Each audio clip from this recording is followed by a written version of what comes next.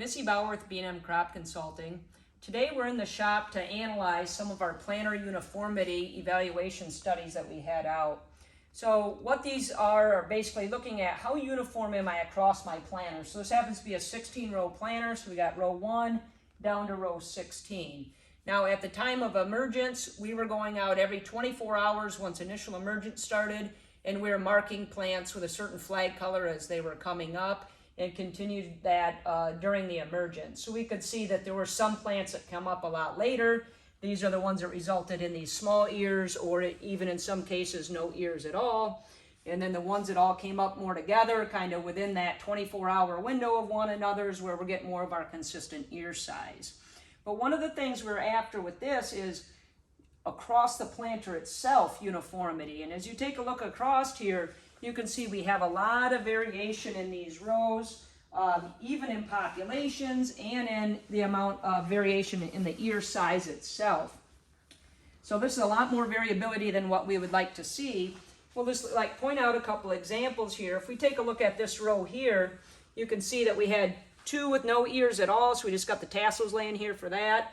We have 3 more really small ears, so these are all ones that came up very late, really affected ear size. This one not quite as late, and then we kind of had 3 more that were a little closer to the others. But when you take a look here, I've got 1, 2, 3, 4, 5, 6, 7, 8, 9,000 ears that were affected by this delayed emergence. If I compare that to another row here, where I got a lot more consistency in my ear size as I go on up there, I've got 1 real small ear here and 2 that are slightly smaller, and then after that, we're pretty good. So a lot of variation out here. My ideal situation would try to get more rows that look like this here, where I've got more consistency to my ear size, that every row of the planter would look like that. Now, what does this all go back to? Some of this is going to go back to how that planter is set up. Is your block test as far as your actual planting depth the same across the planter?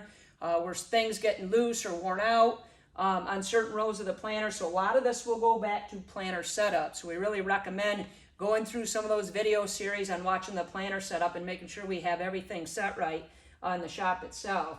Now we will take this to yield to see what kind of variation we get here. Last year, some of these evaluations we did, we had up to 50 bushel difference between the rows across the planter. So that's a big range in yield. If we're trying to push yields and strive for these higher yields, we can't have that type of variation going across the planter. So a lot of us are sitting right now during harvest because we've had a lot of moisture here recently. Something you could, while you're waiting, go out to your fields and start on row 1 of your planter and just harvest 1,000 an acre. So if you're in 30-inch rows at 17 feet 5 inches, just hand harvest that length and put it in a bag and do that all the way across your planter. So even if you didn't track the emergence, still lay them out like we have here and see what type of uniformity do you have across your planter.